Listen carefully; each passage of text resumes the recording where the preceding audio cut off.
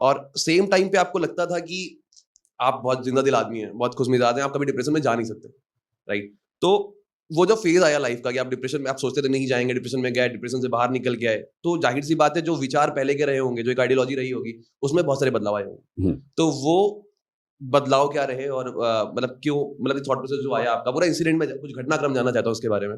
और ये सवाल इसलिए भी इंपॉर्टेंट है क्योंकि जिस लाइक यूपीएससी के बच्चों को आप पढ़ाते हैं और बहुत सारे स्टूडेंट्स मतलब जब इस फेज में जाते हैं, जब फेलियर आ रहा होता है लाइफ में, घर के तमाम मुश्किलें होती हैं, तो वो ऐसा फेज उनकी लाइफ में थोड़ा आता है, तो उनको भी कुछ सीखने को मिले उससे कि वो इस तरह की सिचुएशन को ना बच पाए, मतलब इस तरह की सिचुएशन से। मैं डिप्रेशन में तो एग्जैक्टली नहीं गया था, लेकिन डिप्रेशन जैसी स्थिति उसको कह सकते हैं, क्योंकि टेक्निकली डिप्रेशन थोड़ा सा एक बहुत कठिन अवस्था होती है।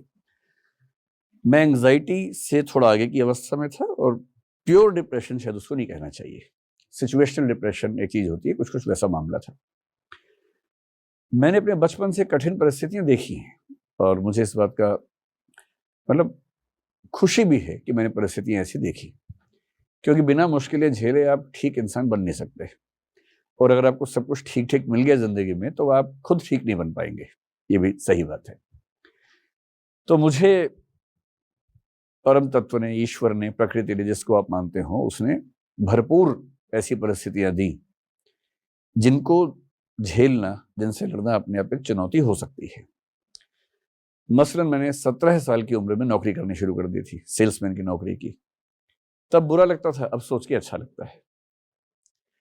उद्यम भी किया, कई ऐसे काम किए जो थोड़े से मुश्किल होंगे 17 साल के बच्चे के बारे में सोच के, क्योंकि अब मेरा बेटा लगभग 16+ साल का है, और मैं सोचता हूँ कि अगर उसको वो सब करना पड़े, तो मैं नहीं चाहता कि उसको सब करना पड़े, कोई भी पिता नहीं चाहेगा, लेकिन हाँ, मेरी स्थिति ऐसी थी कि मुझे करना पड़ा, और मुझे अब लगता है कि अच्छा होगा।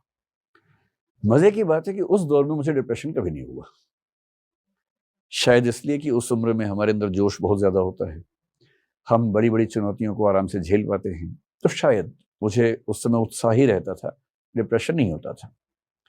फिर यूपीएससी की सफलताएं विफलताएं वो सब भी चलती रही, लेकिन डिप्रेशन जैसा कभी कुछ नहीं हुआ। और मैं अपने कॉलेज में, अपने ग्रुप में, फैमिली में भी, आप देखेंगे हर फैमिली में एक व्यक्ति होता है जिसका काम सबको खुश रखना होता है। तो मैं ऐसा व्यक्ति अपने घर में रहा हूँ, सबसे छोटा था अपने घर में, मतलब हूँ भी हूँ। अब तो खैर बच्चे अगली पीढ़ी के हो गए, उससे पहले तक मैं सबसे छोटा था अपने परिवार में। मैं अपने दोस्तों में भी वो व्यक्ति था जो सबको खुश रखने के लिए कुछ ना कुछ उद्यम करता रहता है, हंसी मजाक करना, जोक्स क्रैक करना, कुछ ना कुछ करते रहना, वैसी प्रकृति मेरी थी। इस सब से सबको ऐसा लगता था, और मुझे भी ऐसा लगता था, कि डिप्रेशन तो बकवास बात है। कोई मुझे बोलता था कि एंग्जाइटी है, डिप्रेशन है, तो मैं वैसे ही जवाब देता था जैसा हमारे घरों के बड़े बूढ़े दिया करते हैं कि अरे पागलपन है, कुछ नहीं होता, ये सब ये बेकार की बातें होती हैं, ये किताब की बातें होती हैं, कुछ नहीं होता ये सब। सच में ऐसा लगता था। फिर क्या होता है कि जिंदगी में जब पहली बार आपको झेलते हैं, तो समझ में आता है कि चीजें उतनी आसान है नहीं जितनी आप समझ रहे थे। ये बात शायद 2015 के आसपास की है, और मैं आपसे पहले ही कह रहा हूं कि मैं उससे पहले बहुत बुरी बुरी स्थितियां झेल चुका था, मुझे कभी एंग्जाइटी नहीं हुई थी, क्योंकि जनरली मैं मतलब मजबूत दिल का व्यक्ति हूं, इसमें कोई दुविधा मुझे नहीं है। 2015 में मुझे कुछ लोगों ने कहा कि अब आपको राजनीति में जाना चाहिए, और मेरा शुरुआती जीवन में सपना था राजनीति में जाने का, अब नहीं है। 2015 में मुझे लगा कि चलो एक प्रयोग करके देख लेते हैं। चीजें जिंदगी में वेल सेटल्ड थी, लगभग सब कुछ वेल सेटल्ड था। जब सब कुछ सेटल्ड हो, आप फाइनेंशियली भी ठीक हो, सामाजिक सम्मान भी ठीक ठाक हो ही आपके पास, तो व्यक्ति की भूख राजनीतिक ताकत की बचती है। और कई दोस्त पॉलिटिक्स में थे, उन सब ने कहा कि आपको होना चाहिए, तो मुझे लगा प्रयोग करके देखता हूँ। तो एक लेबोरेटरी एक्सपेरिमेंट के तौर पर मैंने अपनी सोसाइटी जहां मैं रहता हूँ वहां का इलेक्शन लड़ा, जीत भी गया। वहां मैंने 1.5 साल काम भी किया, और मुझे ऐसा लगता है कि मैंने काम अच्छा किया। किसी की गलती नहीं है, मैं ये बिल्कुल नहीं कहना चाह रहा कि कुछ लोगों ने मेरे साथ ऐसा किया, ये तो बेकार की बात है। वो दुष्यंत कुमार ने कहा है ना कि मत कहो आकाश में कोहरा घना है, ये किसी की व्यक्तिगत आलोचना है। तो मेरी रुचि दूसरों की आलोचना करने में है नहीं, मेरी रुचि अपने आप को परखने में है।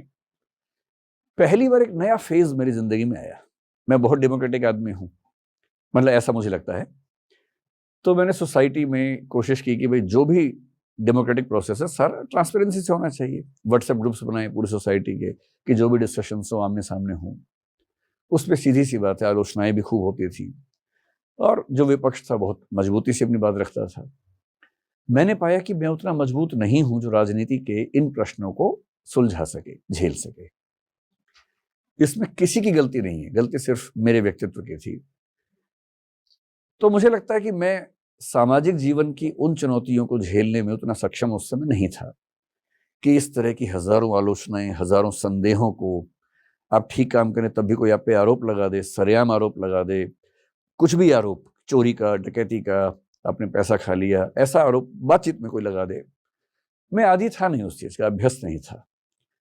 टीचर होने का एक बुरा पक्ष ये है कि टीचर क्लासरूम में तानाशाह की तरह होता है, कम से कम भारत में तो होता ही है, और तानाशाह के सामने कोई कुछ बोल नहीं पाता है। तो लंबे समय तक टीचिंग करने की वजह से मुझे बहुत आदत रही नहीं थी कि कोई मेरा बहुत खराब तरीके से विरोध करे और मैं उसको सुनूं, झेलूं, ऐसा अभ्यास नहीं था। तो मैं उस समय थोड़ा सा एंग्शियस होने लगा, मुझे इस बात से परवाह होने लगी कि इतने सारे लोग मेरे बारे में गलत सोचते होंगे, जबकि मैं अपने होशो हवास में कोई गलत काम नहीं कर रहा था, पूरी ताकत से अच्छा ही काम करना चाह रहा था। मैं जूझता रहा। जिस दिन मैंने वो पद संभाला उसके करीब 15 दिन के बाद मुझे तबीयत खराब होने लगी। इतनी खराब हुई कि मुझे कई चेकअप करवाने पड़े, MRI हुआ, CT स्कैन हुआ, पता नहीं क्या क्या हुआ, कुछ निकला ही नहीं, सब ठीक था। अंत में एक न्यूरो साइंटिस्ट ने, या आप कह सकते हैं न्यूरोलॉजिकल एक्सपर्ट ने इस बात को पहचाना और कहा कि आप एकदम फिट हैं, केवल आपको किसी बात की एंग्जाइटी परेशान कर रही है।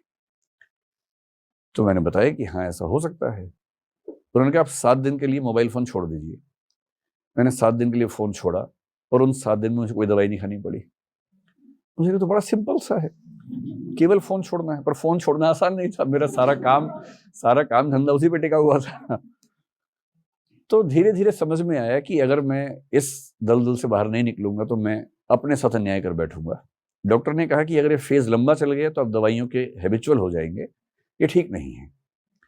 तो काफी लंबे विचार विमर्श के बाद ये तय हुआ कि जो गली मेरे लिए ठीक नहीं है उस गली में क्यों कदम रखना।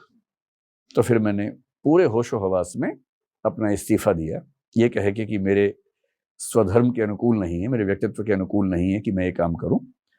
मैं अपनी ताकत से जो कर सकता हूं करता रहूंगा, लेकिन मैं इस पद पर रहकर ये काम करने के पक्ष में नहीं हूं। और बहुत इंटरेस्टिंग बात है, इस्तीफा देने के 6-7 दिन के बाद से दवाइयां छूट गई, उसके बाद से आज तक मैंने दवाई नहीं खाई उस चीज की।